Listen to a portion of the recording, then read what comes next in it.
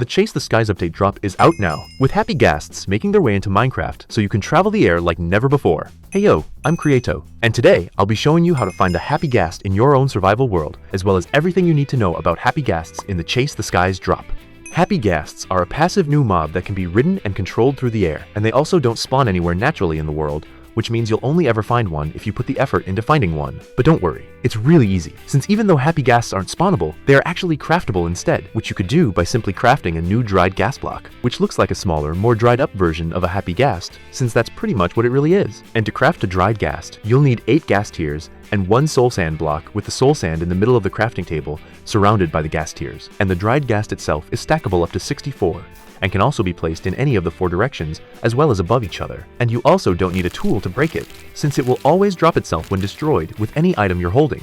And it also doesn't even need to be placed on top of a block, since it can be placed on the side of a block, but it will still only face 4 ways besides up and down. And to turn the dried ghast into a happy ghast, you'll need to place it in water and then wait 20 minutes for it to finish hydrating. And yeah, I know, waiting is no fun, but you'll have to be patient since there isn't a way to speed this part up. But in the meantime, you'll notice sparkly green particles coming off the dried ghast, which means it's already started the process of turning into a happy ghast. And if you watch the dried ghast while it's hydrating, you'll see it go through 4 different stages, with each one becoming happier and more hydrated. And once the dried ghast finishes hydrating, it'll turn into a ghastling, which is a baby version of a happy ghast. Okay, now hear me out for this. You'll need to wait another 20 minutes for the ghastling to grow up. But wait, the good news is that you could actually skip the growing up stage.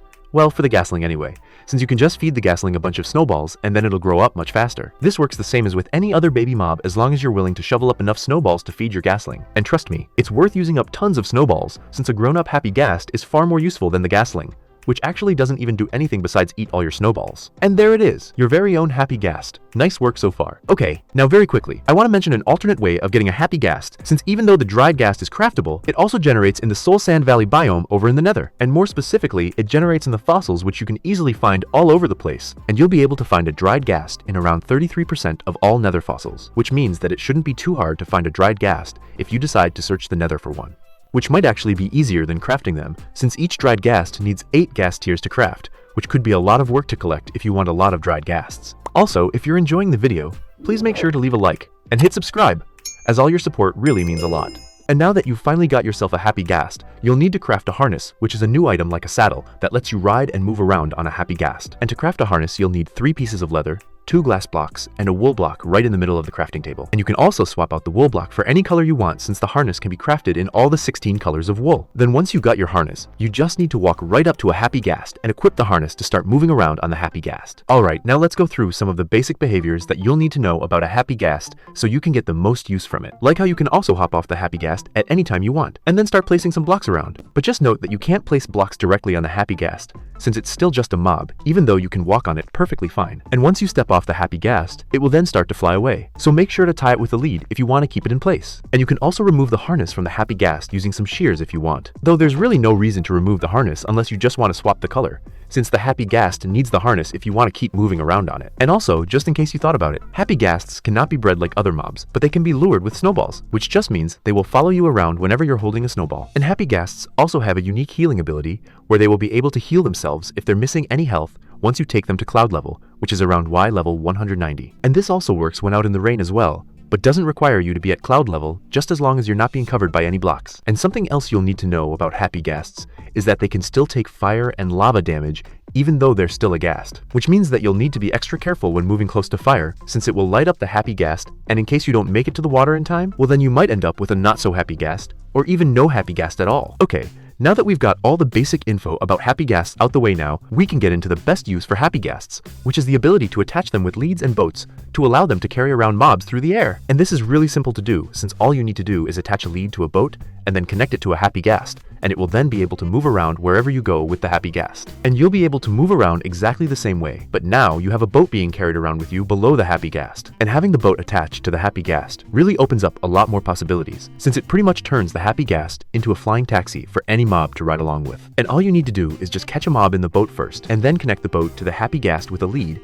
and then you can fly away on the happy ghast as the boat and mob in it also go for a ride with you. And you also don't have to worry about the boat disconnecting or anything, since that just won't happen, which means you can freely fly around knowing that the boat and mob will both always follow the happy ghast around. And since most mobs can fit in a boat, that means you can carry around any mob you want and enjoy the ride with an extra friend on board. Plus, you can also fit up to 4 players on the Happy Ghast itself, but only the first player that sits will be able to control the Happy Ghast. And you can also use the Happy Ghast to carry around items by attaching a chest boat to it instead of a regular boat. This works the exact same way, but with a chest boat instead. And since the chest only takes up 1 seat in the boat, that means you can also fit a mob along with the chest, and then attach it all to the Happy Ghast to carry it away. And once you don't want to use the boat anymore, you can just simply remove it with some shears, and then the lead will be removed, so you can pick it back up and use it some other time. Just make sure to only remove the boat while on the ground, since the boat will start to fall if you detach it while still in the air with the Happy Ghast. Alright, now that you know everything you need to know about Happy Ghasts, you'll also need some ideas for how you can use a Happy Ghast in your own world. Starting with building, which is made much easier with a Happy Ghast, since you can pretty much replace the need for scaffolding, since you can freely move around on the Happy Ghast without being limited by needing to place blocks just to get around, which is especially useful for areas that already have lots of space, since you can easily move around on the Happy Ghast to get up and down your build and be able to better place blocks the way you want to. This makes it much easier not only to place the blocks, but to also get around your build, as well as move far away enough to get a better view of what it looks like from a distance. And since you don't have to place any scaffolding, that means you can actually see what the build looks like without a whole bunch of blocks in the way. This would save you lots of time by not having to build up any blocks or tear them down after, since the Happy Ghast is able to get around on its own while allowing you to use it to improve your building experience. And another easy way you can use your Happy Ghast is to transport mobs over long distances, since the boat allows you to securely move a mob around while traveling through the air. And since you'd be moving through the air, that means you won't have to make any stops until you reach your destination, since there won't be anything in the sky that would get in your way. And since the mobs will be sitting in the boat, that means you can carry 2 of them, which would be perfect for moving biome variants of mobs so that you can start breeding them to make more. This makes the Happy Ghast with a boat probably the easiest and most simple way to move a pair of mobs, since you know for sure the mobs will follow, and that you also won't have to worry about the distance, since it'll all be flown by the Happy Ghast anyway. And arguably the best use for a Happy Ghast is for travel, since they're the only way to travel through the air if you haven't got an elytra yet. This makes early to mid-game travel much easier, since a Happy Ghast with harness is a lot easier to get than an elytra. Plus the fact that Happy Ghasts don't need any fuel and can carry around mobs and items in a boat. And you can use this while exploring your world to find new biomes or structures, since scouting the terrain out on a Happy Ghast is much easier with the sky view and nothing else in the way. This will help you to find rare biomes and structures, especially when combined with the Explorer maps, since they will lead you right to the exact place you want to go. And since there are lots of different types of Explorer maps, that means you'll have lots of options to choose from for where you want to take your Happy Ghast next. And that's everything you need to know about the Happy Ghast and the chase the skies drop. From finding one in your own world, to all of its unique behaviors and mechanics, and even some ways you can actually use one, the Happy Ghasts are here to change every part of the way you get around your world. And it doesn't stop there, since there are still so many other ways you can use a Happy Ghast with how much they change every experience in your world. But how will you be using a Happy Ghast for yourself? And what do you like most about the introduction of Happy Ghasts in Minecraft? That's a wrap for today. Don't forget to leave a like and hit subscribe, and also comment Happy Ghast hype if you made it this far. Thanks so much for watching, and I'll see you next time.